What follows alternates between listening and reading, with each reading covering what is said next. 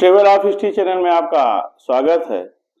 और आज जो हम चर्चा करेंगे वो भारत के बहुत ही प्रसिद्ध साहित्य भी आप कह सकते हैं, धार्मिक ग्रंथ कह सकते हैं और उसे ईश्वर की वाणी भी कह सकते हैं। वो है श्रीमद् भागवत गीता, जो कि आप सभी लोग इससे परिचित हैं और आप जानते हैं कि गीता ही हमारे जीवन का आधार है। लेकिन गीता में भगवान श्री कृष्ण द्वारा अर्जुन को उपदेश दिया गया, ज्यादातर हम लोग यही जानते हैं। गीता जिसे कि हम ईश्वर की वाणी कहते हैं, ये 18 अध्याय की पुस्तक है। महाभारत युद्ध आरंभ होने के ठीक पहले भगवान श्री कृष्ण ने अर्जुन को जो उपदेश दिया वो श्रीमद् भागवत गीता के नाम से प्रसिद्ध है। ये महाभारत के भीष्म पर्व का अंग है। गीता में कुल 18 अध्याय हैं और 700 श्लोक हैं। आज से लगभग 5169 वर्ष पूर्व, या जिसे हम कह सकते हैं 3145 ईसा पूर्व, इतने समय पहले गीता का ज्ञान बोला गया था। गीता की गणना जो है बहुत ही प्राचीन पुस्तक में होती है या साहित्य में होती है।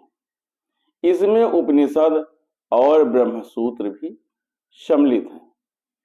इसलिए भारतीय परंपरा के अनुसार गीता का वही स्थान है जो हमारे धर्म में उपनिषद और धर्म सूत्रों का स्थान है। उपनिषद को गाय या गौ और गीता को उसका दूध कहा गया है। इसका यह तात्पर्य है कि उपनिषद की जो आध्यात्म विद्या थी उसको गीता सर्वांश में स्वीकार करता है।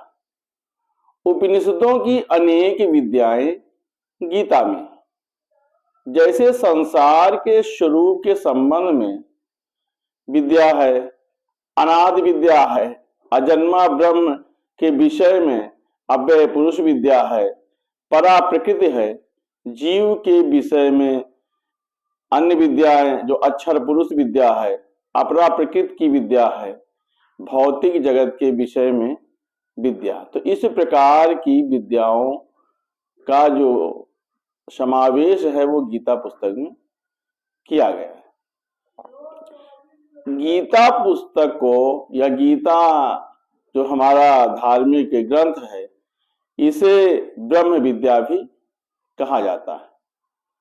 महाभारत के युद्ध के समय जब अर्जुन युद्ध करने से मना करते हैं, तब भगवान श्री कृष्ण उन्हें गीता का उपदेश देते हैं और कर्म एवं धर्म के सच्चे ज्ञान से अवगत कराते हैं।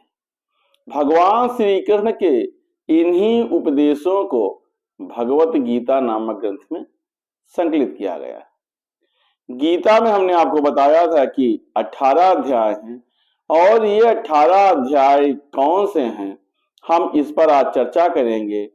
लेकिन चूंकि गीता बहुत बड़ी चीज है जिसे आप पूरे जीवन में आप पढ़ते रहेंगे और उसे आप जो है पूरी तरह से अपने जीवन में आत्मसात नहीं कर सकते हैं, लेकिन आज हम आपको गीता के प्रथम 2 अध्याय के बारे में बताएंगे कि ये गीता के प्रथम और द्वितीय अध्याय किस किस चीज से संबंधित है। जो गीता का प्रथम अध्याय है वो अर्जुन विषाद योग कहलाता है।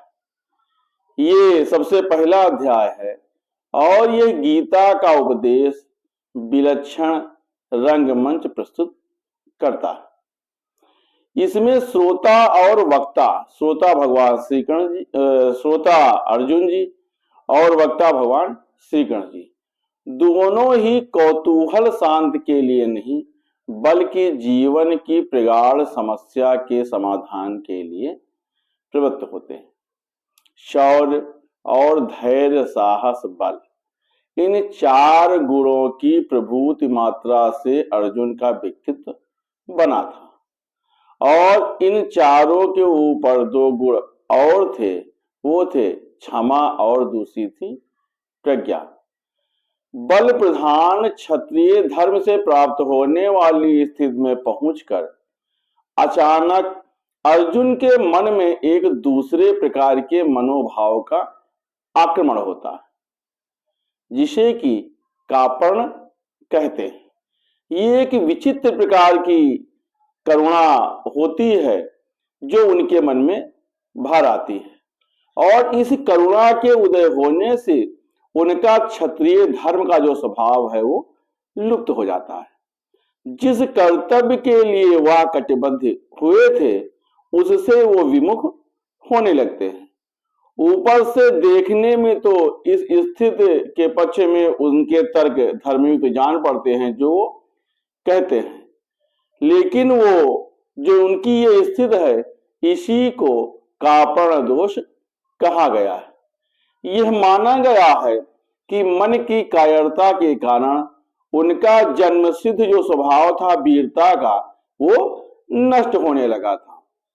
वह निर्णय नहीं कर पा रहे थे कि युद्ध करें अथवा वैराग्य ले लें। क्या करें क्या ना करें कुछ भी उनकी समझ में नहीं आ रहा था। यही प्रथम अध्याय में जो है इसका समावेश है। इस मनोभाव की चरम स्थिति में पहुंच करके उनके द्वारा धनुष और बाण एक तरफ डाल दिया जाता है। भगवान श्री कृष्ण अर्जुन की ये स्थिति जान करके समझ जाते हैं कि अर्जुन का शरीर ठीक है, लेकिन वो अब जो है मन से विचलित होने लगे हैं। अर्थात युद्ध आरंभ करने से पहले ही जो उनका एक अद्भुत क्षत्रिय धर्म था उसका मनोबल टूट गया है और बिना मन के शरीर खड़ा नहीं रह सकता है। इसलिए भगवान श्री कृष्ण के सामने एक कर्तव्य उत्पन्न होता है जिसे कहते हैं गुरु कर्तव्य। इस गुरु कर्तव्य से वो तर्क से, बुद्ध से, ज्ञान से, कर्म की चर्चा से, विश्व के स्वभाव से और उसमें जीवन की स्थिति में उत्पन्न होने वाली समस्याओं से, अव्यय पुरुष के परिचय से और अन्य गुरुओं के साथ अपने साक्षात ब्रह्म के दर्शन करा करके वो पहले अध्याय में सामान्य रीत से गुरु की भूमिका में आते हैं। भगवान श्री कृष्ण अर्जुन के सामने अपनी स्थिति दर्ज कराते हैं और जो पहला अध्याय है इसमें कौरव और पांडव दोनों सेनाओं का वो वर्णन करते हैं। शंख बजाने के पश्चात अर्जुन सेना को देखने के लिए रथ को जो है दोनों सेनाओं के मध्य ले जाते हैं और श्री कृष्ण से कहते हैं कि अब मैं युद्ध नहीं करूंगा। वो मोह युक्त हो जाते हैं। अर्जुन कायरता और शोक युक्त वचन कहते हैं। ये गीता के पहले अध्याय का सार है। जो गीता का दूसरा अध्याय है उसे कहते हैं सांख्य योग। इसमें जीवन की 2 प्राचीन परंपराओं को तर्कों द्वारा दिखाया गया है। अर्जुन को उस कृपण स्थिति में श्री कृष्ण जी के आगे रोते हुए दिखाया गया है और श्री कृष्ण जी द्वारा उनको ये ध्यान दिलाया जा रहा है कि इस प्रकार का कार्य हृदय की क्षुद्र दुर्बलता अर्जुन जैसे वीर के लिए उचित नहीं है। श्री कृष्ण जी अर्जुन की अब तक दी हुई जितने वो बातें कहते हैं उसे प्रज्ञावाद का झूठा रूप बताते हैं। उनकी युक्ति ये होती है, उनके द्वारा ये कहा जाता है कि प्रज्ञा दर्शन काल, कर्म और स्वभाव से होने वाले संसार की सभी घटनाओं और स्थितियों को अनिवार्य रूप से स्वीकार करना चाहिए। जीना और मरना, जन्म लेना, बढ़ना और विषय का आना और विषय का जाना, सुख का अनुभव दुख का अनुभव, ये संसार के नियम हैं।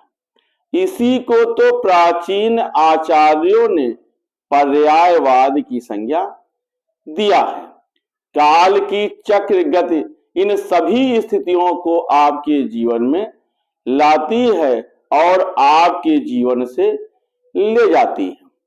जीवन के इस स्वभाव को जान लेने पर फिर किसी को कोई भी किसी प्रकार का शोक नहीं रहता है। यही भगवान का व्यंग है कि प्रज्ञा के दृष्टिकोण को मानते हुए भी अर्जुन इस प्रकार के मोह में क्यों पड़े हुए हैं।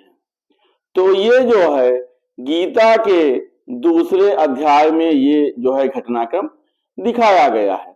इसमें यह भी बताया गया है कि ऊपर के दृष्टिकोण से एक आवश्यक अंग जीवन की नित्यता और की शरीर की अनित्यता का भी रहता है। नित्य जीव के लिए शोक करना उतना ही व्यर्थ है या बेकार है जितना अनित्य शरीर को बचाने की चिंता करना। ये दोनों ही अपरिहार्य स्थिति में होते हैं। जन्म और मृत्यु बारी बारी से होते हैं। ऐसा समझ करके शोक करना उचित नहीं है। एक दूसरा दृष्टिकोण स्वधर्म का होता है। जन्म से ही प्रकृति ने सबके लिए एक धर्म नियत किया है। उसमें जीवन का मार्ग, इच्छाओं की परिधि, कर्म की शक्ति, ये सभी कुछ आते हैं। इससे निकल करके भागा नहीं जा सकता है। कोई यदि भागता भी है तो प्रकृति उसे खींच लाती है। इस प्रकार काल का परिवर्तन या परिमाण, जीवन की नित्यता और अपना स्वभाव, स्वधर्म, इन युक्तियों से भगवान के द्वारा अर्जुन को समझाया जाता है और इसे उन्होंने सांख्य की बुद्धि कहा है। इससे आगे अर्जुन के प्रश्न न करने पर उन्होंने योग मार्ग बुद्धि का भी वर्णन किया है। ये बुद्धि कर्म और प्रवृत्ति मार्ग के आग्रह की बुद्धि है। इसमें कर्म करते हुए कर्म के फल की आसक्ति से अपने को बचाना आवश्यक होता है। कर्मयोगी के लिए सबसे बड़ा डर यही है कि वह फल की इच्छा के दलदल में फंस जाता है, लेकिन हमें सदैव इससे बचना चाहिए। अर्जुन को संदेह हुआ कि क्या इस प्रकार की बुद्धि प्राप्त करना संभव है। व्यक्ति कर्म करे और फल की इच्छा ना करे तो उसकी क्या स्थिति होगी। ये एक व्यवहारिक शंका थी जो कि हम सब लोगों के जीवन में आती है। उसके द्वारा पूछा जाता है कि इस प्रकार का दृढ़ प्रज्ञा वाला व्यक्ति जीवन में अपने व्यवहार कैसे करता है। आना जाना, खाना पीना, कर्म करना, उसमें लिप्त होकर के भी इससे निर्लेप कैसे रहा जा सकता है। श्री कृष्ण ने कितने प्रकार के बाह्य इंद्रियों की अपेक्षा मन के संयम की व्याख्या इसमें किया है। काम, क्रोध, भय, राग, द्वेष, इस प्रकार से हमारे मन का जो है सौम्य भाव बिगड़ जाता है और हमारी इंद्रियां हमारे वश में नहीं रहती हैं। इंद्रिय जो होती है इनकी सबसे बड़ी यही समस्या होती है। बाहर से कोई विषयों को छोड़ दे तो भीतर का मन नहीं मानता है। विषयों का स्वाद जब मन में आ जाता है तभी मन प्रफुल्लित, शांत और सुखी होता है।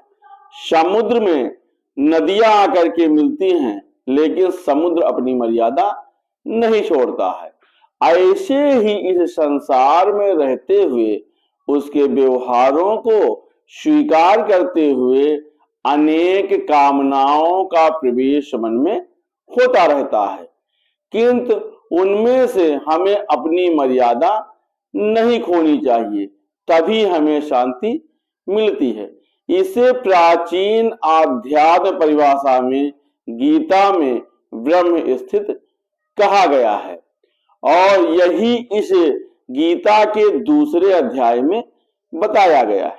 क्योंकि गीता हमने बताया कि 18 अध्याय का है, तो हमने आज आपको पहले और दूसरे अध्याय के बारे में परिचित कराया है।